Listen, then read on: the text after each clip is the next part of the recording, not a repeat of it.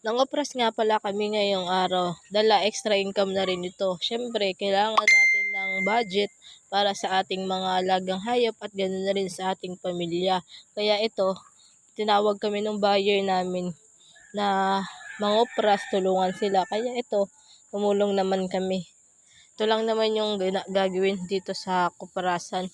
Piliin lang yung mga malalaki at saka yung mga maliliit. Yan, timbangin. Tapos yung mga damage, ihiwalay. Siyempre, hindi din kasama sa ititimbang at saka sa bibiliin ng mismong buyer.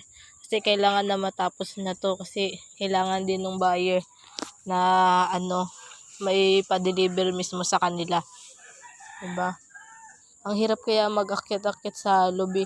Yung iba ang taas, yung iba maliit. Siyempre, nakakatakot din. Yung isang paa mo nasa hukay kapag umakyat ka ng lobby.